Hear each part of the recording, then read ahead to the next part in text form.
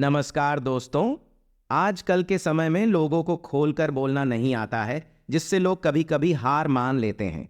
आज इस वीडियो में खोलकर बोलना सिखाने वाला हूं, इसीलिए मैं आपको आज गौतम बुद्ध के कहानी के माध्यम से खोलकर बोलना सिखाऊंगा।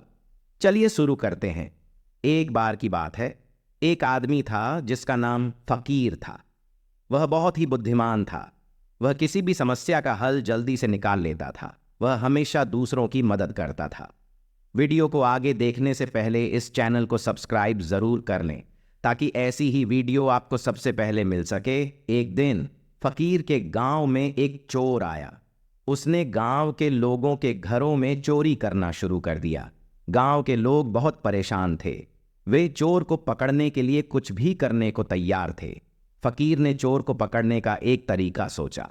उसने एक लकड़ी का घोड़ा बनाया और उसे गांव के चौराहे पर रख दिया। घोड़े के नीचे एक छेद खोद दिया। चोर ने घोड़े को देखा और उसे चुराने का फैसला किया। वह घोड़े पर चढ़ गया और छेद में गिर गया। फकीर ने छेद को बंद कर दिया। चोर को पकड़ लिया गया था। गांव के लोगों ने फकीर की बहुत प्रशंसा की। उन्होंने उसे गांव का हीरो माना जाने लगा। फकीर ने अपनी बुद्धि का उपयोग करके गांव के लोगों की मदद करना जारी रखा। वह हमेशा दूसरों की मदद करने के लिए तैयार रहता था। ये कहानी यहीं पर खत्म होता है। चलिए एक कहानी और सुनाते हैं। एक लड़का था चंचल, बहुत ही मजबूत और साहसी था। वह बचपन से ही शारीरिक और मानसिक रूप से बहुत ही सक्षम था। वह हमेशा अपने दोस्तों और परिवार की मदद करने के लिए तैयार रहता था। एक दिन चंचल के गांव में एक बाढ़ आ गई। बाढ़ से गांव में बहुत तबाही हुई। कई घर और दुकानें बह गईं। कई लोग भी बाढ़ में बह गए। चंचल ने बाढ़ में फंसे लोगों की मदद करने का फैसला किया। वह अपने दोस्तों और परिवार के साथ बाढ़ में फंसे लोगों को बचाने के लिए निकल पड़ा। चंचल ने बहुत से लोगों को बचाया। उसने एक बुजुर्ग महिला को एक पेड़ पर चढ़ने में मदद की। उसने एक बच्चे को एक नाव में चढ़ाने में मदद की। उसने एक परिवार को सुरक्षित स्थान पर पहुंचाने में मदद की। चंचल की ताकत और साहस की वजह से बहुत से लोगों की जान बच गई। गांव वालों ने चंचल की बहुत प्रशंसा की। उन्हें गांव का हीरो माना जाने लगा। चंचल ने बाढ़ से निपटने के बाद भी लोगों की मदद करना जारी रखा। वह गरीबों और जरूरतमंदों की मदद करता था। वह गांव में शांति और व्यवस्था बनाए रखने में भी मदद करता था। चंचल की ताकत और साहस ने उसे एक महान इंसान बना दिया। वह हमेशा दूसरों की मदद करने के लिए तैयार रहता था। वह एक प्रेरणा थी और उसकी कहानी आज भी लोगों को प्रेरित करती है। ताकत और साहस केवल शारीरिक रूप से ही नहीं होती है, यह मानसिक रूप से भी होती है। जो लोग दूसरों की मदद करने के लिए तैयार रहते हैं, वे ही वास्तव में मजबूत और साहसी होते हैं। चलिए ये कहानी भी यही खत्म होता है। चलिए फिर एक अच्छा सा कहानी सुनाते हैं। एक बार की बात है, एक छोटे से गांव में एक होशियार आदमी रहता था जिसका नाम रतन था। वह बहुत ही बुद्धिमान और चतुर था। वह हमेशा नए नए उपाय सोचता रहता था। एक दिन रतन के गांव में एक चोर आया। उसने रतन के घर में चोरी करने की कोशिश की। लक्ष्मण ने चोर को देख लिया और उसने चोर को पकड़ने का एक उपाय सोचा। रतन ने अपने घर के दरवाजे पर एक लकड़ी का जाल बिछा दिया। चोर जब रतन के घर में चोरी करने के लिए आया तो वह लकड़ी के जाल में फंस गया।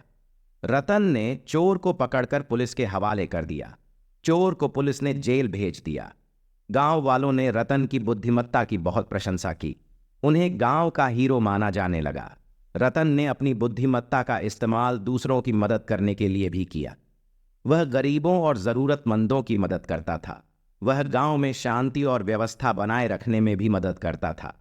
रतन की बुद्धिमत्ता ने उसे एक महान इंसान बना दिया। फिर एक बार की बात है, एक छोटे से गांव में एक होशियार आदमी रहता था जिसका नाम यमन था। यमन बहुत ही चतुर और बुद्धिमान था। वह हमेशा नई नई चीजें सीखने के लिए उत्सुक रहता था। वह अक्सर अपने दोस्तों और परिवार से सवाल करता था और उनके जवाबों से बहुत कुछ सीखता था। यमन की बुद्धिमत्ता के बारे में उसकी गांव भर में चर्चा थी। लोग उसे अक्सर अपने सवालों का जवाब देने के लिए बुलाते थे। सत्य हमेशा खुशी खुशी लोगों की मदद करता था। एक दिन यमन के गांव में एक चोर आया। चोर ने गांव के लोगों के घरों में चोरी करना शुरू कर दिया। गांव वालों को बहुत चिंता हुई। वे चोर को पकड़ने के लिए कुछ भी करने को तैयार थे। यमन ने चोर को पकड़ने का एक तरीका सोचा। उसने चोर को एक जाल में फंसाने के लिए एक योजना बनाई। यमन ने एक नकली सोने का सिक्का बनाया। उसने उस सिक्के को एक सुनसान जगह पर रख दिया। उसने चोर को सिक्के के बारे में पता चलने के लिए कहा। चोर को नकली सोने के सिक्के के बारे में पता चला। वह सिक्के को चुराने के लिए उस सुनसान जगह पर गया। जैसे ही चोर सिक्के को उठाने के लिए झुका, यमन ने उसे पकड़ लिया। गांव वालों ने यमन की बुद्धिमत्ता की बहुत प्रशंसा की। उन्होंने यमन को गांव का हीरो माना। यमन हमेशा दूसरों की मदद के लिए तैयार रहता था। वह एक महान इंसान था। और एक कहानी सुनते हैं। एक शहर में एक लड़का रहता था जिसका नाम बब्बन था। बब्बन बहुत ही मेहनती लड़का था। वह हमेशा अपने काम को पूरा करने के लिए कड़ी मेहनत करता था। बब्बन के पिता एक किसान थे। बब्बन अपने पिता के साथ खेतों में काम करता था। वह हमेशा अपने पिता की मदद करता था। वह सुबह जल्दी उठकर खेतों में जाता था और शाम तक काम करता रहता था। एक दिन बब्बन के पिता बीमार पड़ गए। वे खेतों में काम करने में सक्षम नहीं थे। मोती ने अपने पिता की देखभाल करने का फैसला किया। उसने अपने पिता के लिए दवाएं लाई और उन्हें खाना खिलाया। बब्बन ने अपने पिता की देखभाल के साथ साथ खेतों में भी काम करना जारी रखा। वह दिन में खेतों में काम करता था और रात में अपने पिता की देखभाल करता था। बब्बन की मेहनत से उसके पिता जल्दी ठीक हो गए। वे बहुत खुश थे कि मोती ने उनकी इतनी अच्छी देखभाल की थी। बब्बन भी की मेहनत से गांव के लोग भी बहुत प्रभावित हुए। उन्होंने बब्बन की बहुत प्रशंसा की। बब्बन की कहानी से यह सीख मिलती है कि मेहनत से कोई भी लक्ष्य हासिल किया जा सकता है।